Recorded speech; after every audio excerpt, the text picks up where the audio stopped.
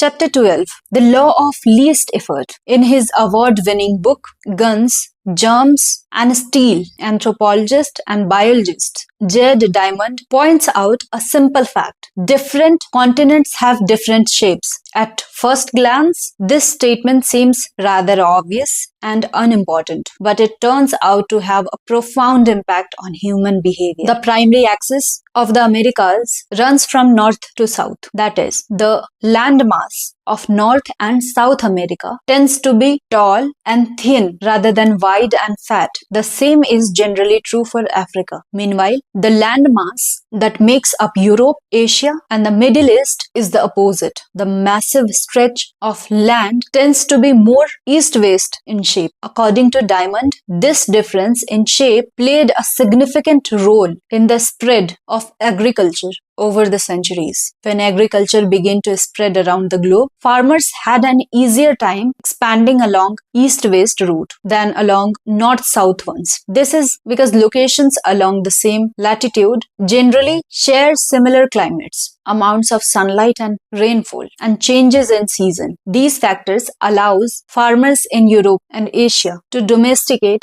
a few crops and grow them along the entire stretch of land from France to China. The shape of human behavior. By comparison, the climate varies greatly when traveling from north to south. Just imagine how different the weather is in Florida compared to Canada. You can be the most talented farmer in the world, but it won't help you grow Florida oranges in the Canadian winter. Snow is a poor substitute for soil. In order to spread crops along north-south routes, farmers would need to find and domesticate new plants whenever the climate changes. As a result, agriculture spread 2 to 3 times faster across Asia and Europe than it did up and down the Americas. Over the span of centuries, this small difference had a very big impact. Increased food production allowed for more rapid population growth. With more people, these cultures were able to build stronger armies and were better equipped to develop new technologies. The changes started out small,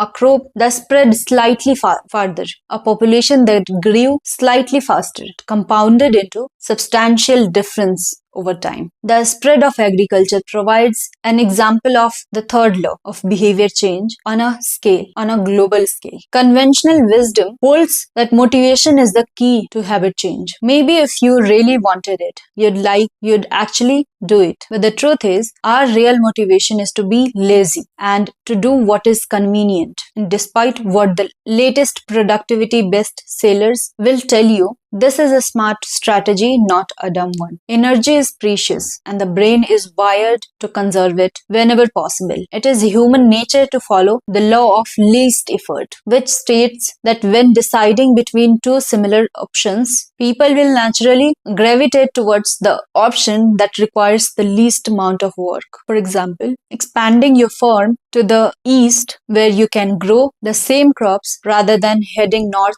where the climate is different. Out of all the possible actions we could take, the one that is realized is the one that delivers the most value for the least effort. We are motivated to do what is easy. Every action requires a certain amount of energy. The more energy required, the less likely it is to occur. If your goal is to do 100 push-ups per day, that's a lot of energy. In the beginning, when you are motivated and excited, you can muster the strength to get started. After a few days, such a massive effort feels exhausting. Meanwhile, sticking to the habit of doing 1 push-up per day requires almost no energy to get started. And the less energy a habit requires, the more likely it is to occur. Look at any behavior that fills up much of your life, and you will see that it can be performed with very low levels of motivation. Habits like scrolling on our phones, checking emails, and watching televisions steal so much of our time because they can be performed almost without effort. They are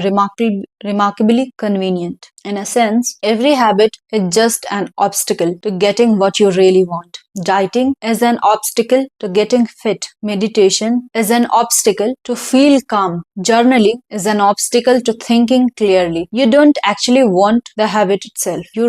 What you really want is the outcome the habit delivers. The greater the obstacle, that is, the more difficult the habit, the more friction there is between you and your desired end state. This is why it is crucial to make your habits so easy that you will do them even when you don't feel like it. If you can make your good habits more convenient, you'll be more likely to follow through on them. But what about all the moments when we seem to do the opposite? If we are all so lazy, then how do you explain people accomplishing hard things like raising a child or starting a business or climbing Mount Everest? Certainly, you are capable of doing very hard things. The problem is that some days you feel like doing the hard work and some days you feel like giving it. On the tough days, it is crucial to have as many things working in your favor as possible so that you can overcome the challenges life naturally throws your way. The less friction you face, the easier it is for your stronger self to emerge. The idea behind make it easy is not to only do easy things. The idea is to make it as easy as possible in the moment to do things that pay off in the long run. How to achieve more with less effort? Imagine you are holding a garden hose that is bent in the middle. Some water can flow through, but not very much. If you want to increase the rate at which water passes through the hose, you have two options. The first option is to crack up the valve and force more water out. The second option is to simply remove the bend in the hose and let water flow through naturally. Trying to pump up your motivation to stick with a hard habit is like trying to force water through a bent house. You can do it, but it requires a lot of effort and increases the tension in your life. Meanwhile, making your habit simple and easy is like removing the bend in the hose rather than trying to overcome the friction in your life. You reduce it. One of the most effective ways to reduce the friction associated with your habits is to practice environment design. In chapter 6, we discussed environment design as a method of making cues more obvious, but you can also optimize your environment to make actions easier. For example, when deciding where to practice a new habit, it is best to choose a place that is already along the path of your daily routine. Habits are easier to build when they fit into the flow of your life. You are more likely to go to the gym if it is on the way to work because stopping doesn't add much friction to your lifestyle. By comparison, if the gym is off the path of your normal commute, even by just a few blocks, now you are going out of your way to get there. Perhaps even more effective is reducing the friction within your home or office. Too often, we try to start habits in high friction environments. We try to follow a strict diet when we are out to dinner with friends. We try to write a book in a chaotic household. We try to concentrate while using a smartphone filled with distractions. It doesn't have to be this way. We can remove the points of friction that holds us back. This is precisely what electronics manufacturers in Japan began to do in 1970s. In an article published in New Yorker titled Better All the Time, James Sirosaki writes, Japanese firms emphasizes that what came to be known as lean production, relentlessly looking to remove waste of all kinds from the production process, down to redesigning workplace. So workers didn't have to waste time twisting and turning to reach their roots, to reach their tools. The result was that Japanese factories were more efficient and Japanese products were more reliable than American ones. In 1974, service calls for American-made color television were 5 times as common as for Japanese televisions. By 1979, it took American workers 3 times as long to assemble their sets. I like to refer this strategy as addition by subtraction. The Japanese companies looked for every point of friction in the manufacturing process and eliminated it. As they subtracted wasted effort, they added customers and revenue. Similarly, when we remove the points of friction that sap our time and energy, we can achieve more with less effort. This is one reason tidying up can feel so good. We are simultaneously moving forward and lightening the cognitive load our environment places on us. If you look at the most habit-forming products, you'll notice that one of the things these goods and service do best is remove little bits of friction from your life. Meal delivery service reduce the friction of shopping for groceries. Dating apps reduce the friction of making social introductions. Ride-sharing services reduce the friction of getting across town. Text messaging reduces the friction of sending a letter in the mail. Like a Japanese television manufacturer redesigning their workplace to reduce wasted motion. Successful companies design their products to automate, eliminate, or simplify as many steps as possible. They reduce the numbers of fields on each form. They pare down the number of clicks required to create an account. They deliver their products with easy to understand directions or ask their customers to make fair choices. When the first voice activated speakers were released, products like Google Home, Amazon Echo, and Apple HomePod, I asked a friend what he liked about the product he had purchased. He said it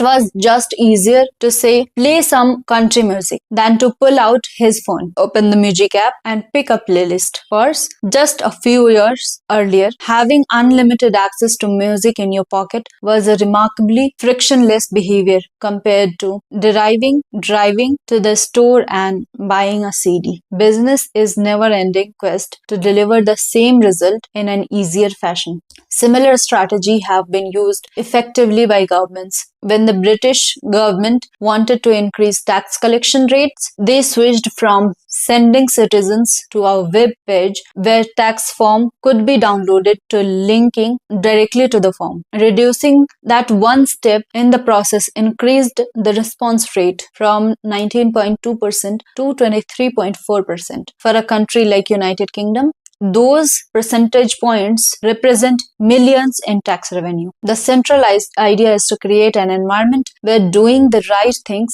is as easy as possible. Much of the battle of building better habits comes down to finding ways to reduce the friction associated with our good habits and increase in the friction associated with our bad ones. Prime the environment for future use. Oswald Nichols is an IT developer from Natchez, Mississippi.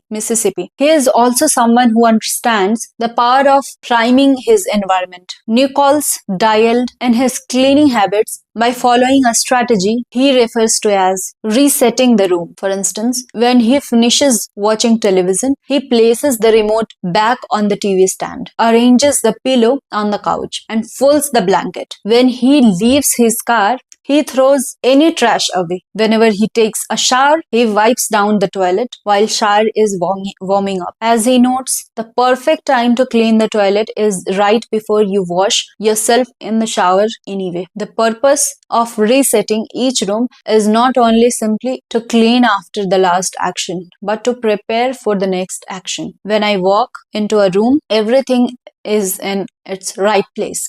Nichols wrote, because I do this every day in every room, stuff always stays in good shape. People think I work hard, but I am actually really lazy. I'm just proactively lazy. It gives you so much time back. Whenever you organize a space for its intended purpose, you are priming it to make the next action easy. For instance, my wife keeps a box of greeting cards that are pre-stored by occasion. Birthday, sympathy, wedding, graduation, and more. Whenever necessary, she grabs an appropriate card and sends it off. She is incredibly good at remembering to send cards because she has reduced the friction of doing so. For years, I was the opposite. Someone would have a baby and I would think I should send a card, but when weeks would pass and by the time I remembered to pick one up at the store, it was too late. The habit was not easy. There are many ways to prime your environment so it's ready for immediate use. If you want to cook a healthy breakfast, place the skillet on the stove, set the cooking spray on the counter, and lay out any plates and utensils you'll need the night before. When you wake up, making breakfast will be easy. Want to exercise? Set your workout clothes, shoes, gym bag, and water bottle ahead of time. Want to draw more? Put your pencils, pens, notebooks, and drawing tools on the top of your desk within easy reach. Want to improve your diet? Chop up tons of fruits and vegetables on weekends and pack them in containers so you have easy access to healthy, ready-to-eat option during the week. These are simple ways to make the good habit the path of least resistance. You can also invert this principle and prime the environment to make bad behaviors difficult. If you find yourself watching too much television, for example, then unplug it after each use. Only plug it back, and if you can say out loud the name of the show you want to watch. This setup creates just enough friction to prevent mindless viewing. If that doesn't do it, you can take it a step further. Unplug the television and take the batteries out of the remote after each use. So it takes an extra 10 seconds to turn it back on. And if you are really hardcore, move the television out of the living room and into a closet after each use. You can be sure you'll only take it out when you really want to watch something. The greater the friction, the less likely the habit. Whenever possible, I leave my phone in a different room until lunch. When it's right next to me, I'll check it all morning for no reason at all. But when it is in another room, I rarely think about it, and the friction is high enough that I won't get it without a reason. As a result, I get 3 or 4 hours each morning when I can work without interruption. If sticking your phone in another room doesn't seem like enough, tell a friend or family member to hide it from you for a few hours. Ask a co-worker to keep it at their desk in the morning and give it back to you at lunch. It is remarkable now. Little friction is required to prevent unwanted behavior. When I hide beer in the back of the fridge where I can't see it, I drink less. When I delete social media ads from my phone, it can be weeks before I downloaded them again and log in. These tricks are unlikely to curb a true addiction, but for many of us, a little bit of friction can be the difference between sticking with a good habit or sliding into a bad one. Imagine the cumulative impact of making dozens of these changes and living in an environment designed